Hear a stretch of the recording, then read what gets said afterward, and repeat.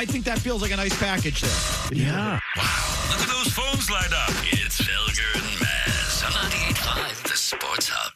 But what happens is every day there seems to be another element of the schedule that comes out. Like today, they say the opening Sunday night game of the year is the Dallas Cowboys at the New York Giants. So the Dallas Cowboys, once again, are in prime time. Once again, it's against the New York Giants.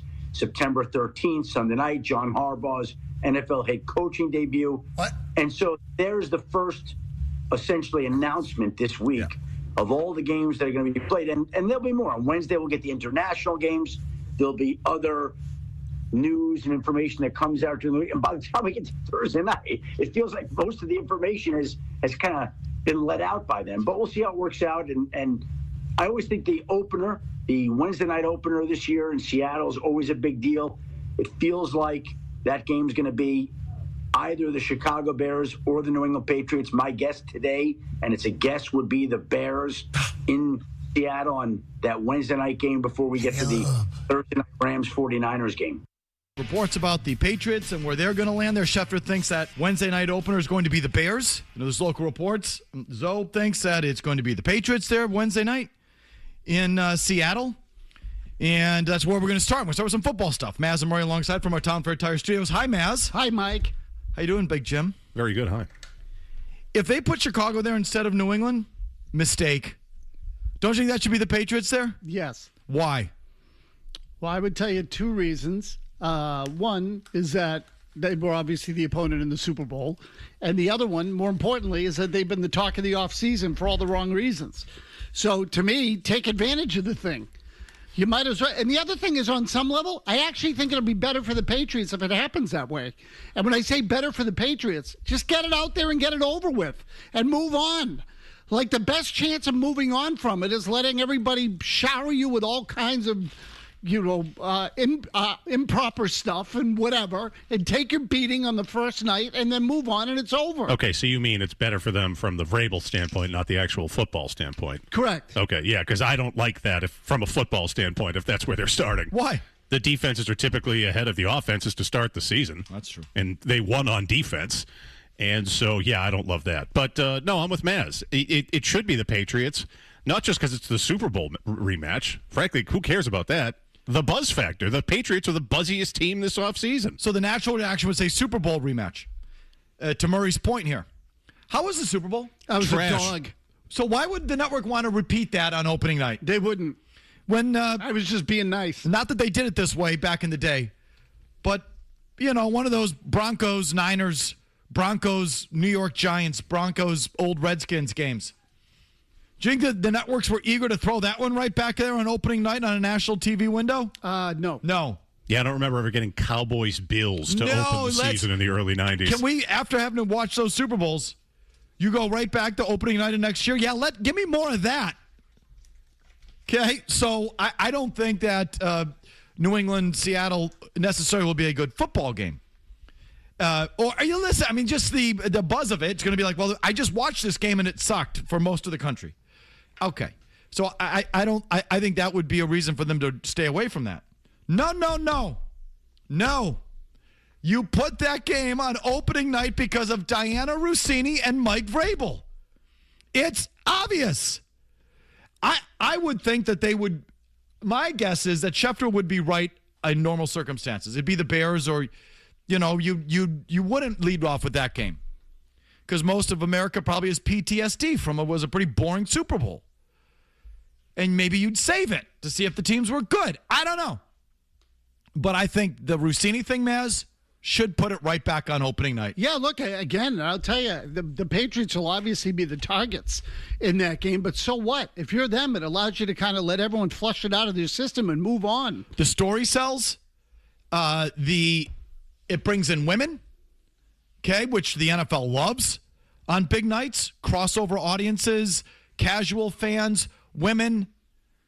I know there's a good segment of Patriots fans. I don't care. Why are you still talking about it? What's been the story of the NFL offseason? Dianna Russini, Mike Vrabel. Yeah, without question. When you stop into Dunks or wherever you go, they ask you about Caleb Lomu. Do they ask you about Caleb Lomu? No. Or do they ask you about Russini and Vrabel? No, they don't even ask me about Alex Cora. No, they ask me about Russini and Vrabel. Look, it's the number one question we all get. Anyone you talk to that you haven't seen in a while. Hey, what's going on with that Vrabel thing? Huh? Yeah, what's going on with Vrabel? That's what the That's all it is. Anytime I've had in recent appointments, whether leaving or showing up, work on my car, dentist. Hey, can I ask you a minute? And I'm like, I know what's coming next. Yeah. You think he's going to be okay? I mean, how long was he with her? What have you heard? Yeah, like I don't know. Like I think he's fine. Yeah, yeah, with her. So the Thursday night game is NBC, right? Or the season opener. Yes, yeah, yeah. And this year it's a Wednesday night game. Correct. Right? Yes, because the Australia game is going to be the Thursday night. Okay. So right, exactly. Mazz already rolling his eyes, as am I. So we get this on a Wednesday night. That's NBC. Okay. NBC, of all the pussball sports media entities out there, they're number one. They are afraid to go anywhere. All they want it to do is to look good. NBC, and they do a good job of it. Their stuff looks good, looks big. You know, the way they covered hockey. They had one interesting guy up on that set, and they got rid of him. And that was Milbury. The rest is just, I can't tell you one thing Patrick Sharp ever said in his life, but he is gorgeous. And that's what NBC is about. How does it look? How does it present? They present well. They don't say a damn thing, intentionally so. Yeah, you'd need Buck and Aikman for the grousing.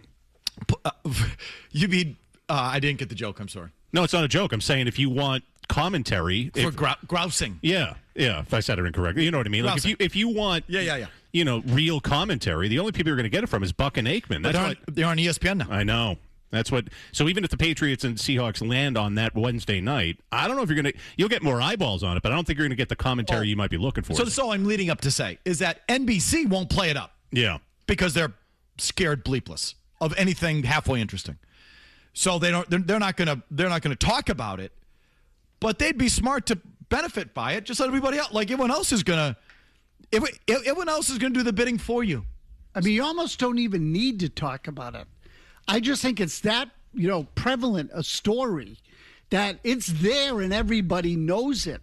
And the fans who are in the arena or in the stadium are not going to need to hear what you're saying about it. They're going to create all the talking you need. Right. Just show a couple of extra camera shots of Mike Vrabel. That's easy, and then Nancy from Everett's going to be in the bar watching. I used to love him, but now I think he's such a cheating loser. I mean, I go back to that Wade Bogg thing when he had the affair about the woman, got people walking around Baltimore. Wade, I'm not wearing any panties. Or we're not wearing any panties. Like that whole thing. Who knows what kind of crap they'll get away with on that night? So if they don't put the Patriots out there, they're stupid. They should try and capitalize on this. If it's all just about the numbers, if it's about casual interest, crossover interest, women, watching that, because you got the men, if casual fans, sure, absolutely. So this is a story that gets you there, whether you cover it or not. It's already there. It's already front and center, and will that be the case on September 9th? Maybe it'll have been dissipated. I don't know. But we'll see. We got the monitors on it because the shows before us don't watch sports. There's like TMZ Live here and Jennifer Hudson. Is Jaylen Brown on Jennifer Hudson's show? And what's the Jennifer Hudson show? Did I just see that? Oh, yeah, it's been on for a long time. Out of the corner of my eyes? J Hud? That's what it's called? I think so. Jaylen Brown. The only reason I know that is because it's on every day when we come in. Did they just show Jaylen Brown going up there? Do we have like the DVR thing? Can I rewind and look at that? It says here, Celtic star Jaylen Brown appeared on the Jennifer Hudson show to discuss his sneaker and apparel brand. Okay. I don't care about that. So it is happening. All right. I didn't see it. All right. So that is for real. Anyway, that's item number one. Opening night. Should it be the Patriots? Is it because of Russini? Yes. How does that make you feel that it's because of Russini? But this is like I think this is the new normal for the Patriots, don't you think? Definitely. I mean, it's just kind of, I know you want to escape it, but you're not going to. I was just trawling around the internet last night, and I saw this, Outkick.com, or it's linked through Fox News. I don't quite get it, but Outkick. Armando Salguero, who I do know, longtime Miami Dolphins writer. Headline: Mike Vrabel's relationship with Dianna Russini turns Patriots Mother's Day post into trolling frenzy. Subhead: Teams post flooded with AI-generated photos and calls for the NFL to intervene. All NFL teams saluted Mother's Day on social media, he writes, including the New England Patriots. And that's when things went sideways, writes Armando. The Patriots posted their shout-out to Mother's Day at precisely 10 a.m., and within a few minutes, everyone understood that social media still recalls that head coach Mike Vrabel had a questionable, unprofessional relationship with Dianna Russini. So what ensued was a reaction. It was filled with snark, disgust, vitriol, probably some truth, and it came in a public forum. This felt almost like the Patriots begging for folks to troll them. As one reply made the point, it was as if people were trampling all over each other to rush to the comment section of the post. Did you guys notice this? Do you follow this? You're already smirking, right? Yeah, I've seen it. You know, a lot of them, the comments that I saw. Remember the meme you showed me in the off-air show last Wednesday? So, like, there's just, like, I'm not online or anything, but in text change, friends just share stuff that's been posted. Is that the one with Pat the Patriot? Yes. Yeah. There's a Vrabel Russini yes. reenactment of Pat the Patriot. Yes. About to snap the ball. Yeah. Except most of the ones, they were a little even altered, that she's got a bigger belly, like she's pregnant. Oh, okay. Yeah. Well, I mean, let's just say Vrabel's under center in this one. He's not in the shotgun. Okay. There's a lot of those. Right? Yeah. So you're saying that was all the replies and everything? Yeah, a lot of that. Yep. For Mother's Day. You animals. Some even asked the NFL to intervene, right, Salguero, as if the league would advise the club's social media administrator that, well, too soon. This is where some people will ask the obvious question. What are the Patriots supposed to do? So they just send out a generic. It was just, I did see they posted in the story. It was just a football and a field of flowers, right? Yep. Like something like that. It just says Happy Mother's. Happy Mother's Day. At which point, the internet took a giant steaming dump. Free for all. The simple Happy Mother's Day football in a field of flowers post. Like only the internet can. Do the Patriots now have to refrain from even wishing moms a Happy Mother's Day? No. You just throw it out there and you don't look at the comments, like the rest of us mostly do at this point. You know, no matter what you post these days, but especially if you're embroiled in something like the head coach has been, you're going to get snark and vitriol and that kind of thing. That's what happens now. So what are the Patriots supposed to do, right, Salguero? Are they supposed to post a Mother's Day salute, thus allowing the episode to make them different than particularly or practically any other team? There was no 100% correct answer to the question. Perhaps turning off the replies would have been the move. Although that also would have drawn attention. Correct. Would it immediately have drawn attention? Definitely. Absolutely it would. Yes. Whatever the response from the Patriots, they should understand Sunday, meaning Mother's Day, in that post, delivered a strong signal. The Patriots have to remember there are 31 other NFL fan bases, and those people didn't simply let go of past Patriot scandals, such as Spygate or Deflategate. To this day, those scandals come up despite being long since scabbed over. This wound, still fresh and perhaps still bleeding, will be a thing for a while. The Patriots got a reminder of that on Sunday. So you just add all this up. If I'm NBC, if I'm the networks, profit from it. Right, exactly right. Even if NBC, as you said, doesn't want to engage in the dialogue during the game, just do it. I mean, don't ignore it, is what I'm saying. Everyone's talking about it. Yeah, right. Everyone's buzzing about it. The whole online world is obsessed by it. And so put them on TV. Dummy newspapers, put them on the front page. And if you're broadcasting games, put them on TV. Simple as that. That's all you have to do. Put him on TV. I mean, and if you're NBC, again, like that spills naturally into the next morning in the Today Show. You say, this is what fans were doing at the game in the wake of the story. You just report what happened in the stands. And now, if you want to get smart, cover the story. But again, I think NBC particularly is kind of, uppity. Reluctant. Yeah. This isn't the old TNT days where they'll do whatever. This is NBC typically does not want to go there. But I would. Why wouldn't you? Well, don't avoid it. I mean, cover. I'll tell you, I really do believe it. I also think it would be beneficial for the Patriots in the long run. The more it just gets sort of pushed to the side and ignored, or I think it'll get worse. I think you're better off sort of letting it go, let it all spill out, just like one big blowout party, and then all of a sudden it's over. Do the Patriots have to get off the internet? Should they turn off the replies? No. Is that a chicken bleep move? Yeah. Yeah. It is? Yeah. They'll take a lot of grief for that. Really? Yeah. Post and ignore. It's mostly what I do. What Mazz does. Yeah, I turned off my replies for a while. And they're back on now, but I just ignore it. Okay. Doesn't it invite, though, I don't know, you tell me, okay? Is it a new world? Do they have to just, should they ride with it too? Just roll with it? Yeah. Eventually people will go on to something else.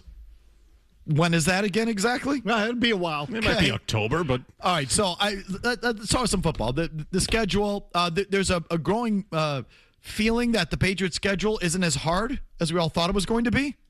I personally reject that. I want to talk about that. I want to talk about the NFLPA sending a little note to the owners about grass fields and what they're about to do for soccer that they won't do for them, which is a story that I want to hit on. There was a little nugget on the Super Bowl rotation and Super Bowl sites that I read over the weekend that I want to get to as well. Trump is going to bat for us, the common fan, against the forces of evil when it comes to this, like apparently Robert Kraft. We can circle back to that. We talked about it at the end of the show yesterday. We can circle back to that as well. Football to begin the program. Your calls, though, right after this. Oh, yeah! Thoughts, calls, emails. Oh, yeah! I get my jollies out of it. I do. I'm not a good person. Go ahead. Felger and Mazz. Oh, yeah! 98.5, the Sports Hub. Your Justice Department is investigating the NFL for moving a lot of viewers from free broadcast television into more expensive pay programming like Amazon Prime, Netflix, Peacock, and YouTube, where the NFL makes more money. Do you think this is price gouging on America's favorite sport? Should the government do anything about it? It's tough. You got people that love football. They're great people. They don't make enough money to go and pay this. It's tough. And they could be killing the golden goose. I mean, they have that stupid kickoff thing that you can't watch. It's unwatchable.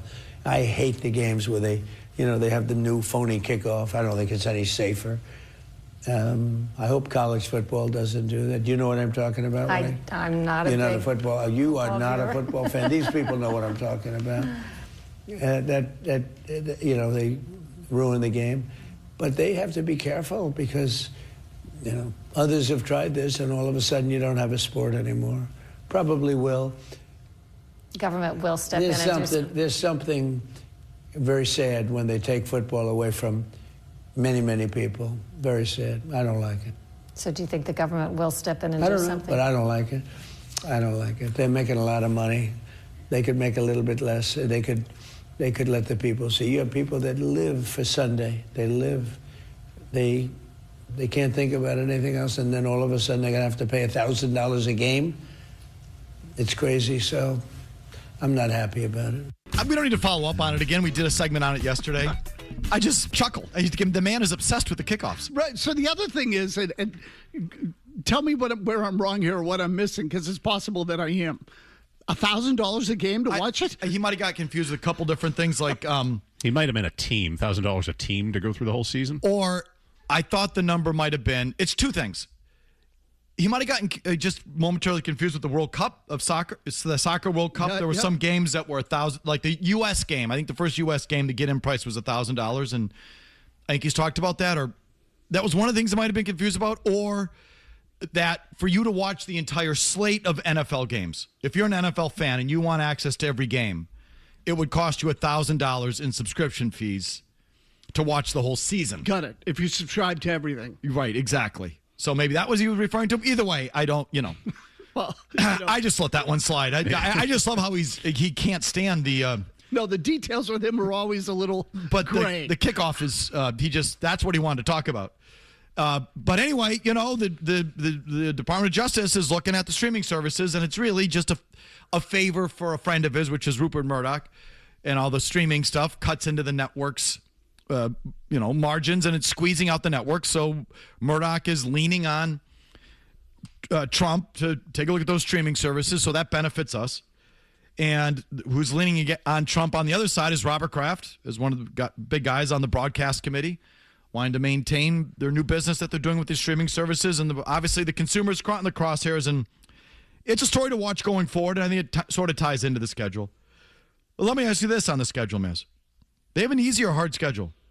I think their schedule is difficult, but I know where you're going because I actually saw this the other day, and I'm sure you did too at the time. And I was surprised by what I saw, so keep going. Well, what did you see exactly? I saw the Patriots had the 12th easiest schedule in the league, which I was stunned. I said, that can't be right with the opponents they're playing here this year. That can't be right. But look, it is what it is. I mean, if someone did it based on winning percentage from teams last season and where they are now, then it's right. So I was surprised. I don't think it's an easy schedule, though. So it made me question the way they figured it out. Well, man, I thought they did it based on what they projected the teams to be. Oh, okay. So that's for most of the season, the writing was on the wall that New England was going to be saddled with one of the toughest schedules in the league. I can't remember where I cut and paste this from. Sorry. But again, for most of the offseason, the writing was on the wall. The Pats were going to have one of the hardest schedules in the league, with the Patriots set to battle against 8 teams that made the playoffs the previous year. Now, while the NFL won't announce the full schedule for the 2026 season until Thursday night, we at least know who the Patriots will play next season. But after some of the dust has settled during another busy NFL offseason, could the Patriots' once imposing slate of games actually be a bit easier than initially projected? Sharp Football Analysis seems to think so.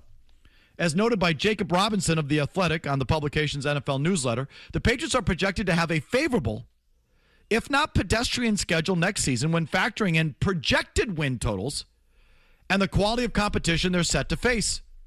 Those strength of schedule rankings were calculated, again, by Sharp Football Analysis, which has the Patriots ranked with the 12th easiest schedule in the league entering the campaign. So it's based on what Sharp Football is projecting these teams to have as a record.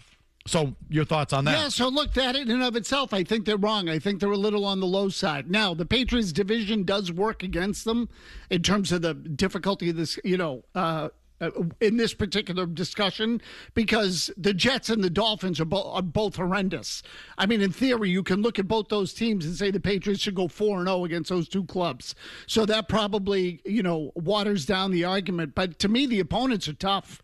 Like, they are not going to have an easy schedule this year, in part because of where they finish, and also in part because of the divisions they're playing. I just think when you look at the slate, I think it's killer. I think they're going to have a killer schedule. I think they're going to be perhaps even in a lot of trouble because of their schedule, and that's not even counting what we're just started to sort of talk about and sort of trickle out. The national games, the European games, the season opener in Seattle. Like, I think you'd have a better chance against Seattle later on in the year if injuries take hold or the Super Bowl hangover takes hold. You know what I mean? Like, opening night, I want to say, without going and looking at it, that's probably typically a pretty good spot for the defending Super Bowl champion in that game. Patriots got waxed by Kansas City that one year. I was just going to say, the Pats, I know, lost to Kansas City one year. And I think, didn't Kansas City lose to Detroit maybe 2 years ago? Sounds they right. did. Yeah, that's right. Ravens in 2013 got destroyed by Denver at home. Okay. So it can happen. We can look at it. Maybe it's not in my knee jerk is that's a good spot for the defending Super Bowl champion. Maybe it's not. Maybe it's not. I guess we'll look at it. But you're asking me now before we actually look at the data. It feels to me like I'd rather get Seattle later on in the year than week one. And so when you just look at the opponents, I think it's a killer. But now you factor in when and where you're playing them, then I think it's even going to get harder. Absolutely. You've sucked. You've had only a couple primetime games the last couple of years. You're going to max out at 5 or 6 this year. Yeah, I think so too. Yeah, again, and they get the NFC North and the AFC West. And so, look, you could even make an argument that the Raiders are going to be a little bit better. And I'm not telling you that that's one of the hard games on the schedule, but the point is the Chargers, the Chiefs, the Packers, the Bears, you're going to get all the Lions, who are probably better than they were a year ago or better than they showed a year ago. Like, all those games, you're going to have your hands full. Our buddy Cerrone Battle is one of these who feels it's not that hard. He tweeted out, the schedule isn't really that tough. Just sexy names and popular teams. Denver is the only team we know for a fact are going to be great. I don't even know if I agree with that.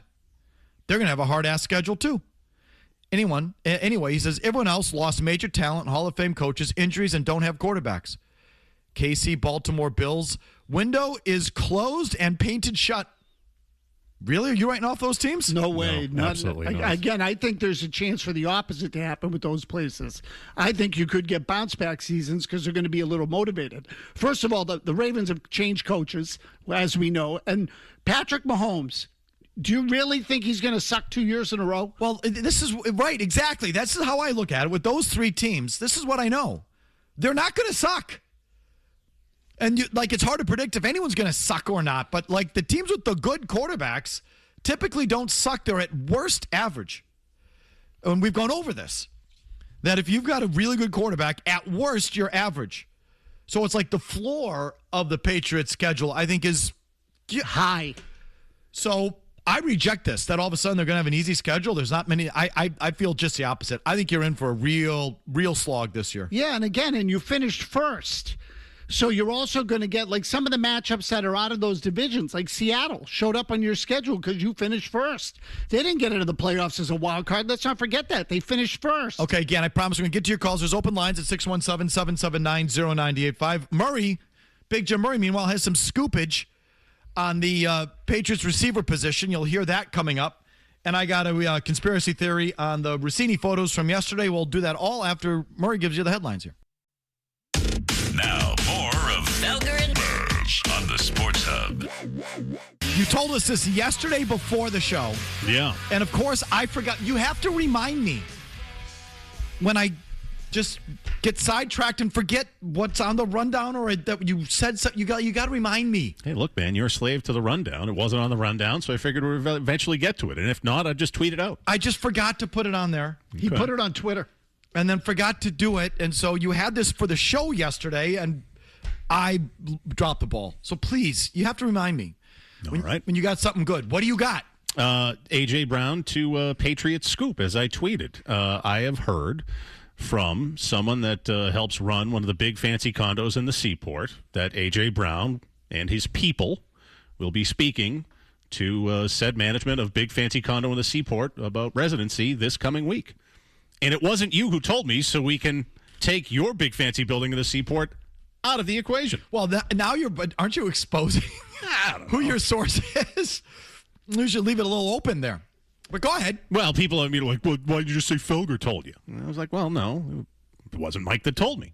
And so that's it. There's really nothing more than that. So doesn't that look? This isn't. I don't think it's even that big of news because it feels like this is fait accompli. A.J. Brown's coming to the Patriots. There hasn't been any other teams that have been buzzing around that have any kind of interest in him. And the way this thing's been reported from Adam Schefter and the bigwigs that cover the league over the last couple of weeks is like, well, just wait till June 1st. It's happening. Is basically what they're saying. So this helps cement that. So the lease begins June 1st. Yeah, probably. This thing's a bigger story if he doesn't come. Yeah, right. At this stage, and I think we've all felt that way for a long time. That at this stage, if they don't get him, it'd be a massive disappointment. I mean, not to totally take it down a different road just quickly. I'm almost starting to wonder whether it might be A.J. Brown and some other people, which I'm sure we're going to get to later in the show. Meaning Stephon Diggs. Maybe he's not out of the woods yet. Well, that was item number 2. Okay. So we are going to get to it later in the show, and later is now. Okay.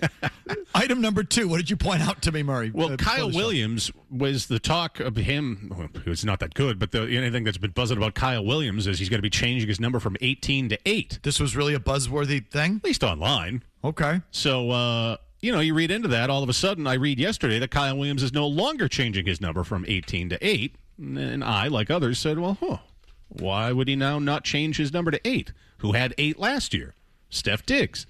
Steph Diggs recently got off on that whole case last week where he was acquitted, where that whole thing was just a mess, and that accuser looked like a complete fool. Yep. And now he's out on the street. He was a good fit here last year. Doesn't, much like with A.J. Brown, doesn't seem to be much interest from other teams around Steph Diggs. Wouldn't you want to bring him back, considering he was good in the locker room at times last year, too? Why would you not change your number? Has he been told, Kyle Williams, hey, look, I know you wanted to do that, but stick with 18 because Steph Diggs is coming back. Steph's coming back to a pink bag of drugs. Do you think that's realistic? I do. Yeah. I know, look, there's redundancy there because they signed Romeo Doubs. But again, he was a good fit last year. There's not a lot of interest. If you can get him at short money, which I know they'd love to do, yeah, why not? I could see it happening. I mean, if they were to do that in all seriousness, it would completely change my whole outlook for the team. I like the idea that you would have Dubs, A.J. Brown, Stephon Diggs, and then maybe Booty's gone, right? You traded him in the Brown deal or whatever. Mm-hmm. Like you get rid of DeMario Douglas if you want. Take your pick. Like, figure it out. I completely changes my perspective on the explosiveness of their offense. I'm all in. I'd take him back in a heartbeat. That would be dynamite. I think he and Dobbs would be great sort of compliments, possession compliments to A.J. Brown over the top. You'd have a hell of a receiving core. That'd be great. I'm dubious that they'd pay for it. So am I. You know, and that's the only thing I'm dubious of. I think that Steph Diggs, at this stage of his career, I think it's possible that he'd come back and, you know, sharing he'd be a co-number 2. I wouldn't say he'd be a number 3. I think he and Dobbs would be interchangeable. Certainly he wouldn't, I think it'd be hard pressed to, you know, repeat his production from last year, but what's he really, he's not going to be a number 1 anywhere. I think he's going to be hard pressed to find a job that's going to be much better than this.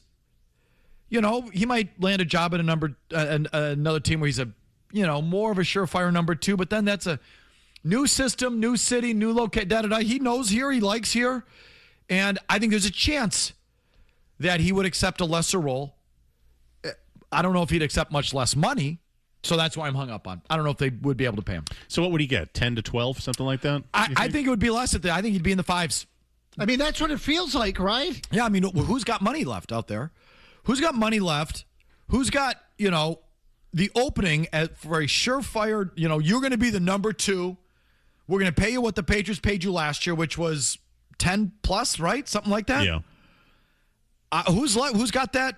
Is there a team out there that has that opening? I mean, at this stage of the offseason, you don't typically see that kind of money get No, he's porked. Right. So, like, I think, you know, the reason I think they would stay away from it would still be because, now, look, Vrabel's got a good relationship with A.J. Brown. But, you know, there was still stuff with Diggs last year. There was some of it, whether he, you know, won his case or not. Vrabel got his back. Yeah, but I do wonder whether it's a lot to handle. A.J. Brown, Stephon Diggs. Yeah. Like Dianna Russini. Yeah, it's a lot. It's a lot to take on. So, like, I still wonder if there is just a maintenance factor that's a little too demanding that they would shy away from. Okay, item number 3. The Russini photos yesterday. This occurred to me last night. Those Russini photos of her kissing on her front door with her ex, I thought would be her ex-husband, but her husband, Kevin Goldschmidt, and how those hit page 6 yesterday. And the immediate reaction of some people was it's staged. You said it was staged right away, didn't you? I did, yes. Do you still feel that way? Yes. I thought not, because I do just want to believe in this age where everyone thinks everything's fake.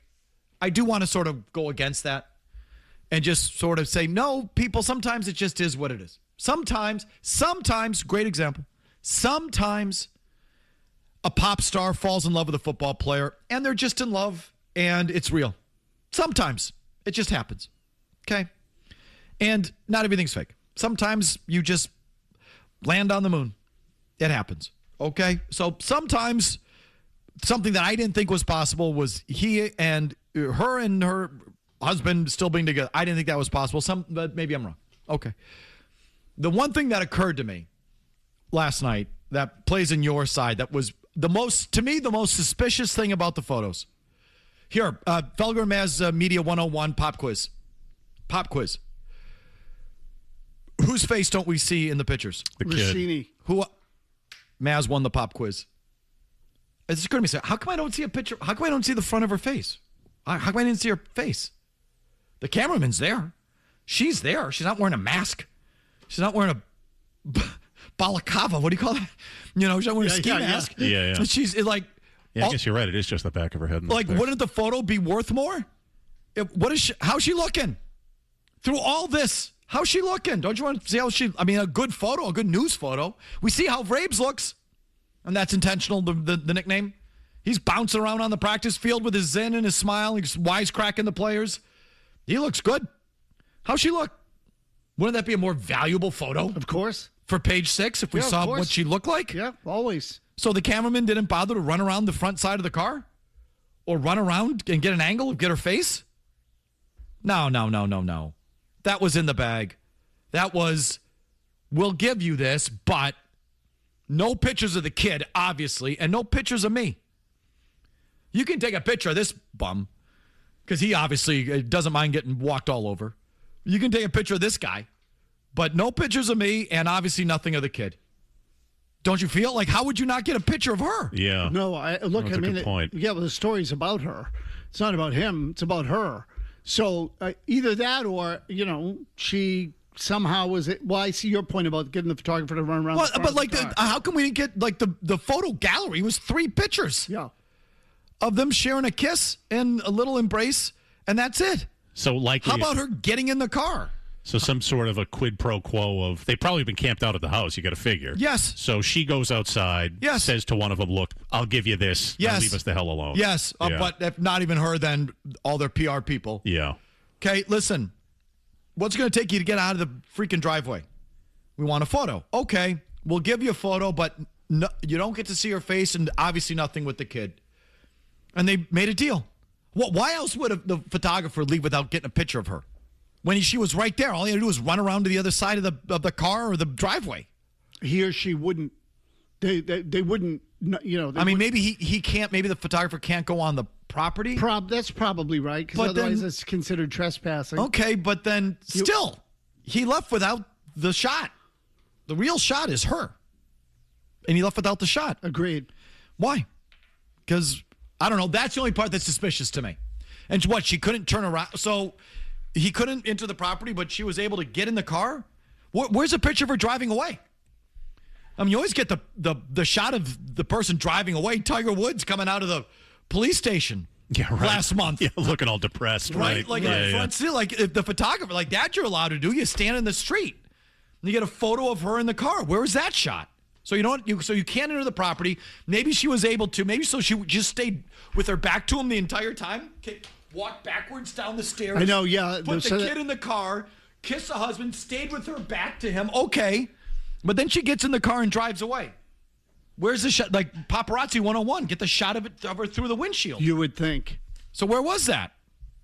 It was probably negotiated away. Probably right. So that sort of leads you to believe that thing was fake. For whatever that's worth, it just occurred to me last night. Long commercial-free segment and your phones, I keep promising, right after this. Boston's best sports talk. You can count on it. 2 plus 2 is a 5. Me sento un po' pacchiato perché Roma Felger and Mazz. le usanze. And I'm going to say it because my commitment is to you, the audience, and the truth. This talking point that has been making the rounds now and is starting to stick with some people in the media who aren't thinking critically. 87% of the games are available on free TV. That's become basically leave us alone. Yeah. 87% of the games are on free TV. And it sounds great. And you've got people who do what we do for a living who are signing on to that and parroting it. But the big thing that we're missing, most of those games are clustered into 3 windows on a Sunday, where you're going to get at most 3 games. Right. So it's a fake. You're not getting the rest of them unless you get Sunday tickets. So they're on free TV, but you ain't getting 87% of them. No. I'm not getting 87%. Nobody's getting 87% of the games for free. Want to get to him at 617-779-0985. John in Providence. Go ahead, John. Yeah, I'd like to say that their schedule's not as bad as you guys are like saying it. And then also, this is a more important thing. You guys are talking about A.J. Brown. I went to an exclusive event. A lot of people are pumping A.J. Brown, saying he's going to be on the team June 1st. It was a very exclusive event. That's all I can say. And, their schedule's not bad, fellas. So let's relax. They'll probably win 11, 10 games. I'm not going to relax. The schedule is bad. I mean, and I know that just because there's only a couple that are, and they're in their division mostly. Their non-division slate, there's like hardly any lambs. Their non-division home slate: Denver, Green Bay, Vegas, Minnesota, Pittsburgh. Okay, Vegas I think is a lamb, but I don't know. They were a lamb last year and they beat you week 1. Okay, and what if Mendoza plays and is really good? But I'll give you a lamb. Vikings, I'm not willing to say that yet. No, me neither. What was didn't the Vikings have a winning record last year? No. Even with all their bullcrap? No, they had a bad year. Okay, go ahead. But they got Kyler Murray, and I'm not telling you that I'm a big Kyler Murray fan, but I am telling you that Kevin O'Connell has a knack for getting stuff out of quarterbacks that other people can't. Now, last year was a bad year for O'Connell, but that's another one I look at and Minnesota was 9-8. They were 9-8 last year? Right? Everyone thinks that they tanked. They were 9-8. I definitely thought they were worse than that. Thank you. Too. Okay, so it's like you think they suck, But no, they were just average. And their quarterback play was horrendous. And so, that's how much you think that. But they don't suck. And they do have one of the best coaches in the league. And, let me just mention again, they don't suck. So the Raiders, and listen, say what you will about the Steelers. We know that the ceiling isn't there, but the floor is generally pretty high. And they beat you last year as well. So that home slate outside of the division, Denver, Green Bay, Vegas, Minnesota, Pittsburgh, there's one lamb on there. The away slate outside of your division, 0 lambs. KC, Chicago, Detroit, LA, Seattle, Jacksonville. That's like a killer slate. It is. I reject this thing that now your schedule's easy. I mean, could Detroit suck? They might. I'm not guaranteeing you that Detroit's going to be good. I think they will, but I can't guarantee that. What if it's on Thanksgiving at 11:30 Central Time? No, they're still East Coast on. Detroit is East Coast, isn't it? Well, but they're another one. They went 9-8 last year. Still 12:30. But either way, that's a big home field advantage for Detroit. Oh, well, that's a tough spot. Yeah, definitely. At Detroit on Thanksgiving. That's a different game than. Of course it is. So it's and there is talent on that team. And they're coached well. No, that's a tough game. I think you got a killer schedule. And nothing's going to change my mind until we get into the year. And it turns out some teams suck, and I know they suck. That guy's tone bugged me. Here's Dan in New York City. Hi, Dan. Hi, guys. Enjoy your show. Just wanted to chime in on the Fire Missoula chorus that you guys have been riding on, and I totally agree with. I just wanted to point out a couple of things, so you've made a lot of the points. One, the last 3 times they've lost in the playoffs, if they'd switched coaches, they would have won. I mean, he was badly outcoached by Spoelstra, Thibodeau, and this year by Nick Nurse. And then 2, when you're starting to lose and underachieve, you can't be such a jerk to the press. I mean, that worked with Belichick for 20 years, but when he started losing, it just wore on us. I mean, you talked about the duality. You talked about, he's just as empty when he won the championship. Maybe his worst interview was the only game against the Knicks that they won down here last year when he talked about darkness and light. You just can't be such a pompous, idiot when you're talking to your fans, especially when they're starting to question you. His response is to challenge the media to a pickup game and then beat them 52-4. Right, exactly. Not letting them get past midcourt. That guy. Carlos in Connecticut. Go ahead, Carlos. Hey, boys. Hope all is well. Mike, you're out of mind if you think Pittsburgh is going to be any good with that fat bum for a coach. Just wanted to put that out there. Question for the panel, though. What's the ultimate deodorant for all this Russini-Vrabel melodrama? It's winning, all right? And Murray mentioned paying Russini an NDA of $10 million. Why not tell Kraft, take some of that money and throw it at Diggs? And then obviously trade for A.J. Brown. So let Dianna speak and give us Steph Diggs. I'm in. Sure, I would love that. Yep, fair trade. It's a good trade-off. Fair trade. I didn't say Pittsburgh was going to be great. I said they're probably not going to suck. But it's a fair point. The Steelers under Tomlin weren't going to suck. They weren't going to be great, but they weren't going to suck.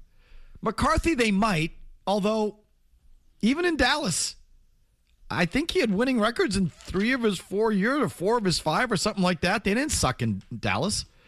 They just choked. That combo, though, of those two, Rodgers and McCarthy again, both past their prime. Oh, a couple of fat dumps. Feels like Stink Bomb City. Seriously, that feels like freaking Stinko-Rama. Mike McCarthy, his last 3 years, 3 middle years.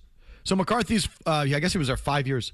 6-10, 12-5, 12-5, 12-5, 7-10 his last year. So I guess he did suck kind of there. Listen, I don't think Pittsburgh's going to suck.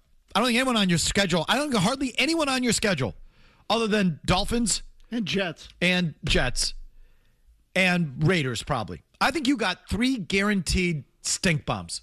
And really, the way to look at it there is 5 because you get the Miami Dolphins and Jets twice. You got 5. You got only 5 guaranteed stink bombs. Now, listen, as the season goes on, teams will be worse than we think. That happens all the time. I don't know who they are, but maybe none of them. Who's the Jets quarterback now? I think it's Geno Smith. Or Geno Smith. I said Tyrod Taylor. Oh, right, Geno Smith. Geno Smith. Yeah, they won't be good. No, they won't be good, Mazz. You could will it into existence as much as you want. It's not going to happen. I just think of those four, the 2 Dolphins, 2 Jets, there's going to be one in there that surprises you. Let's get to some developing Celtics opinions coming your way after Murray gets you updated here. 90 seconds, no commercials.